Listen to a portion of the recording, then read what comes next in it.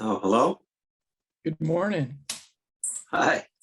So, yeah, I have some questions, and thanks for taking the time to talk with us. My pleasure. Are you on Vashon Island now? I am.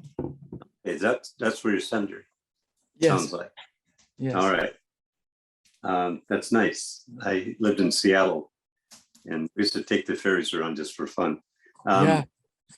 Um, so anyway, you're doing a lot, and you've been doing it for a lot longer than most people. I mean, not.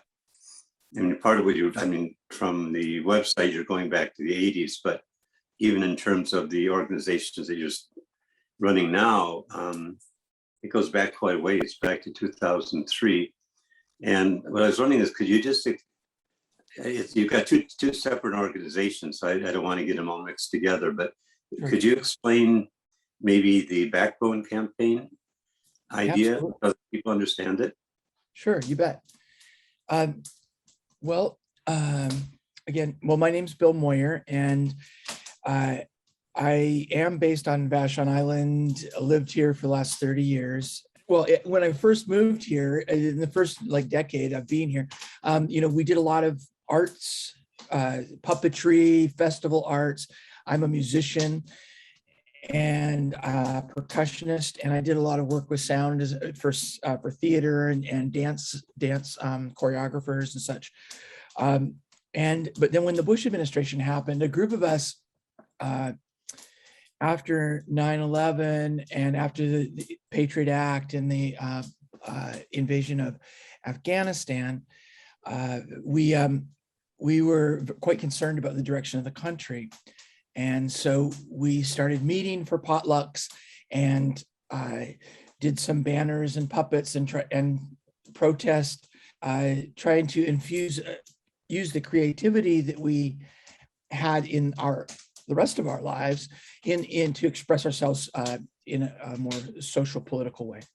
So that pretty quickly, over a matter of about a year and a half, evolved into what we call the Backbone campaign. But the origins of that is really that we thought, wouldn't it be funny if we delivered the Democrats a gigantic backbone to stand up to the Bush administration?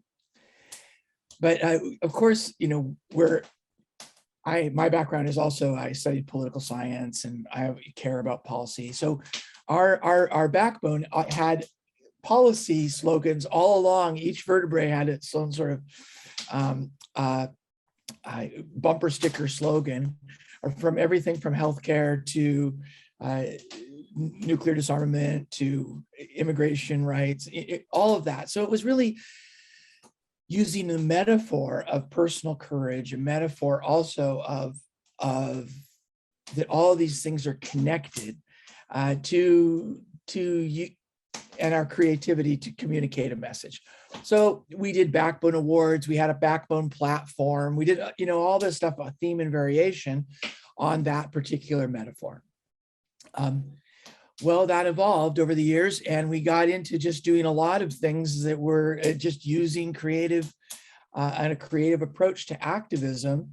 And I expanded our work across the country, not so much it's trying to be a big organization, but more like connecting with communities and other creative people who tended towards a little bit more direct action orientation of risking a little bit more, overcoming boundaries or barriers imagined or real.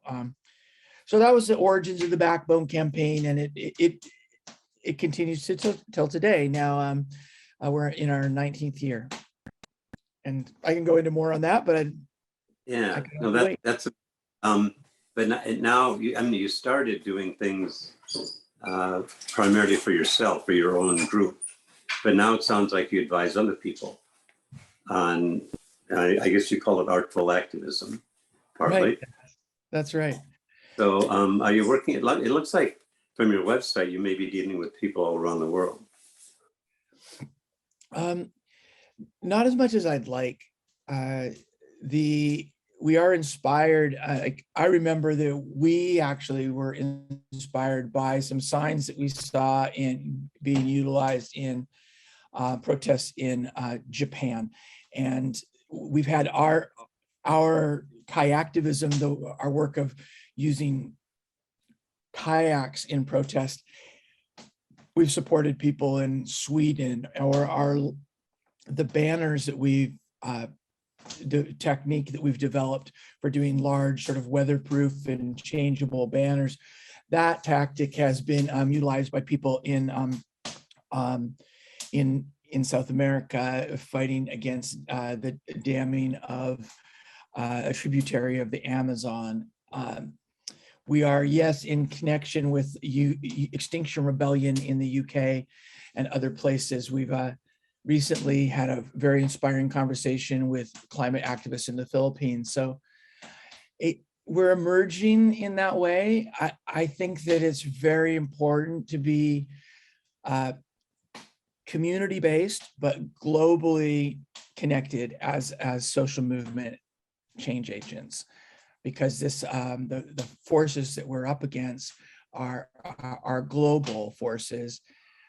Transnational capital, if you will, is a force that chases profit with impunity, without regard to borders.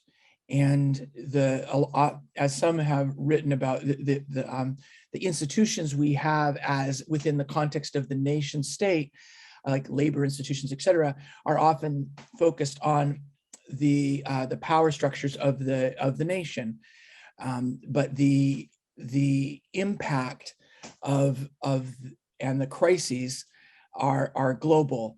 And so I think it's important that we develop global strategies, and again, but I found over the years that it's deeply important that that those global strategies be grounded in community and the local fights, where the collusion between corporate, elected, and this moneyed power impacts people in their daily lives. We learn from history that successful social movements make a material difference in people's lives. And so anyway, that's a long way of talking about the importance of being community-based and globally networked. Then we can go into more of that and why we got to that place, et cetera. But so do people, I'm inspired by others around the globe, and I hope that some of what we do is inspiring to others. Okay, do organizations then contact you for help, for your input? But yeah, we do get contacted, still mostly by people within North America, the United States in particular. It's where we have the most, our strongest network of activists who are using the tools and tactics, or who have participated in trainings that we've done over the years. I'm impressed with what you're doing. What kinds of, if somebody calls you and says, we need help, we're trying to, push a local issue, how do you pick the people that you want to help? And do you go where they are? Do they come to where you are? And how does it actually work? Well, it depends. And, we have a lot of resources and some like how-to videos and other things online. So sometimes it's as simple as pointing folks to a particular web page. Sometimes that evolves into us putting together a toolkit for them, of like a banner toolkit. So we send them the raw materials and instructions. Sometimes they want to explore light projection, and maybe they want to do it themselves. And so we have a how-to video of that. We might help them get the right equipment. Other times it's a larger organization that is doing a big campaign, and they need certain things to happen in multiple cities, or they want advice about what might be possible. And so then we take a more of a consultant position with that group. I mean, our organization is like pretty tiny and scrappy, right? We have a low budget. We have 2 staff people full time, and then a few part-time folks. So, and we tend to not get foundation support because of the breadth and maybe what some would consider the radical aspect of our work. Mostly, I think it's the breadth. Mostly, I think what we've been told by a grant officer who loved our work was that, oh, you're not going to get foundation support, because what if they support you to get more lights, and then you shine a light on some board members, company or house, that could be their job. So anyway, so what we do, if you will, our business model, the way that we survive, is through a combination of small donations and a combination of earned income, so that when larger organizations ask for our support, we charge them for that work. And that also works out for some of our activists, who are these grassroots folks who tend to be involved in lots of things, lots of frontline work for communities that we would never even consider asking for any sort of compensation from. And so we're able to give stipends to our artful activists around the country on occasion. That doesn't happen a lot, but it happens some. Okay, yeah, that's interesting. A lot of nonprofits, especially environmental groups, are really struggling to stay afloat. And I noticed you have a fundraising or donation plan put together that's based on books also. Yeah, so we have a couple of different things going on. There's a real recent effort right now with Rivera's son, who's on our board and an author. And so she's doing a book group. But I think that maybe what you're referring to is our solutionary rail project. And if that's the case, I would transition a little bit into discussing how our work protesting fossil fuel industry and in our region, we were seen by the fossil fuel industry, or are seen by the fossil fuel industry, as a potential corridor for fossil fuel export to Asia and other places. We assembled a team of railroad and renewable energy experts, and over a series of about 3 years, we came up with this concept called solutionary rail, and which was not entirely unique. We borrowed and stole from everybody, but we put it together and we published a book, and that book has been very pivotal for our current work. And what that book did is it took a perspective on railroads and infrastructure, and says that we should be moving way more of our freight and people onto tracks rather than on the roads, because it's more efficient. It's more easily electrified because it's fixed infrastructure and isn't dependent on batteries. And also that those railroad corridors, those historic corridors where we are, that were in essence entrusted to the railroad companies to serve as a public good, have the potential to be the basis of a power grid for renewable energy. So as corridors. So we've been pushing that idea. And one thing that I like to say in regards to that work, and in regards to, all of the work that activists find themselves doing, where we're opposing this and we're opposing that and we're fighting this and we're fighting that, that's hard on the spirit, right? And it's also not a great strategy to only be opposed to things. It's really important that we match opposition with proposition, with critique, with proposal. So having a vision for where we want to go is absolutely essential for creating a viable strategy to get there. And I like to say that our no is only as powerful as our yes is compelling. So Solutionary Rail has been a big yes for a compelling yes for our work. And it's taking most of my time these days.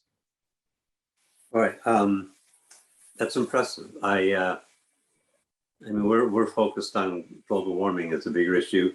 These are all the real issues, the things that will solve the problem. And I, while you were talking, I kept thinking the same thing.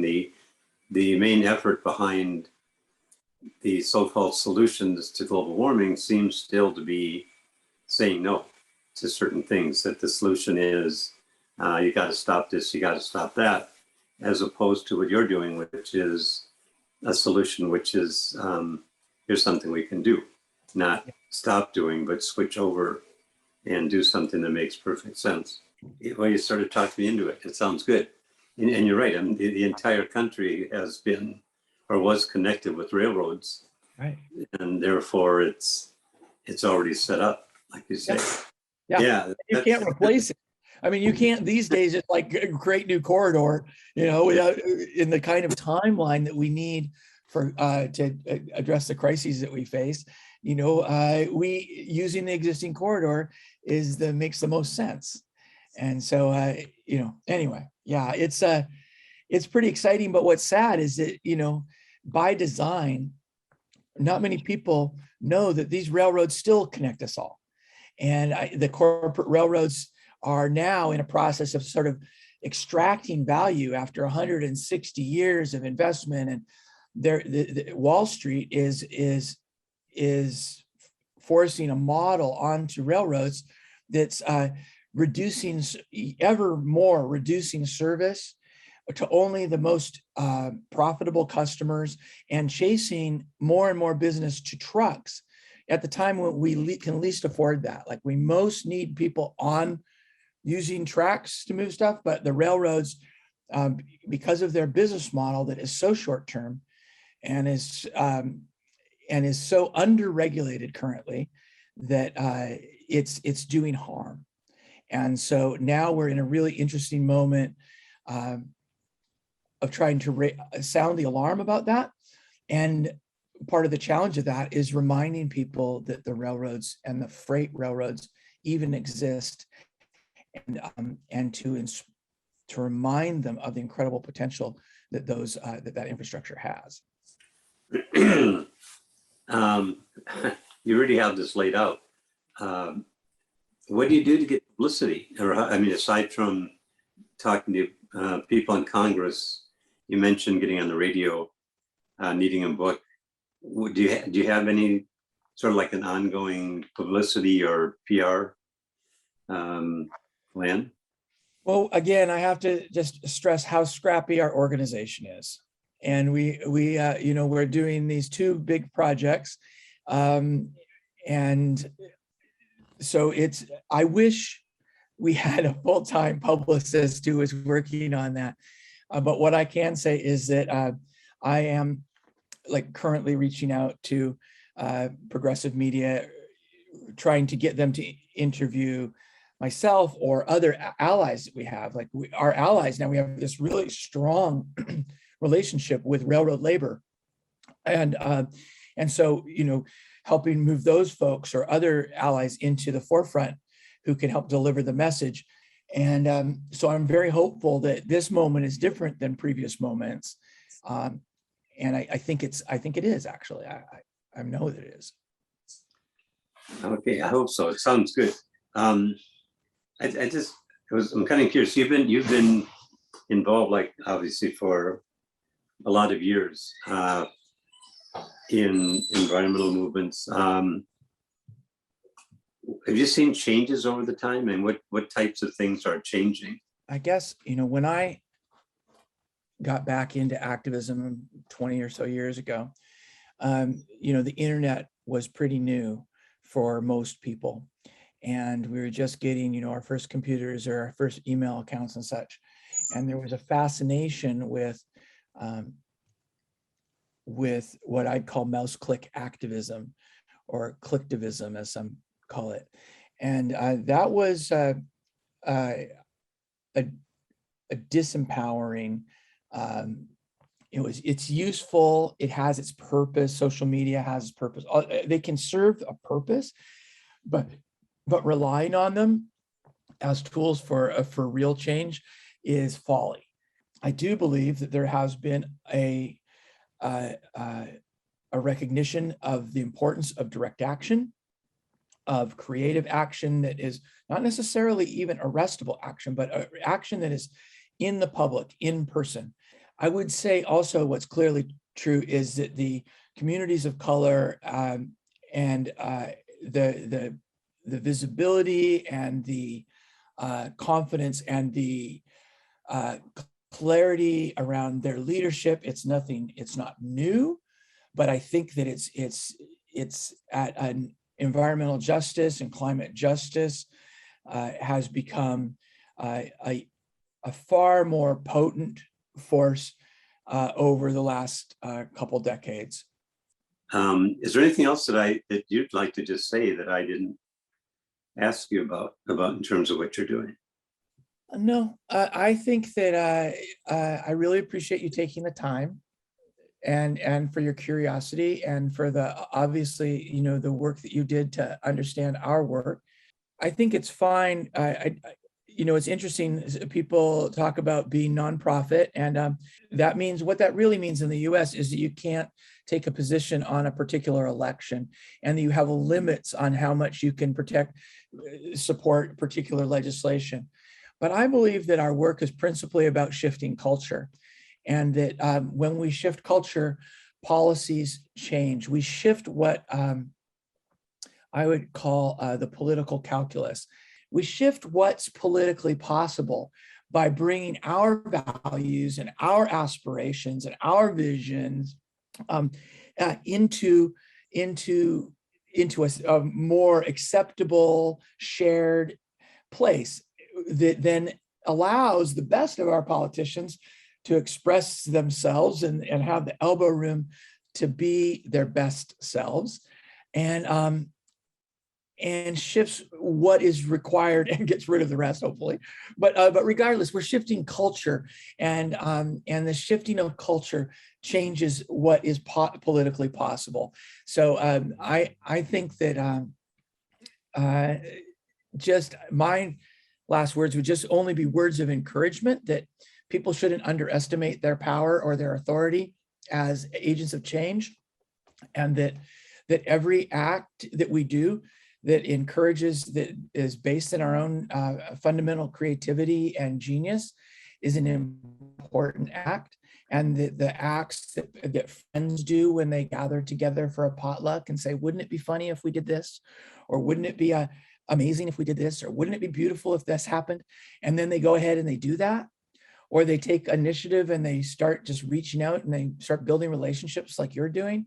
To me, that's absolutely the genius. Those are the seeds that we need to plant in ourselves and in the world to create the change that we need. So I thank you very much for doing all the work that you're doing.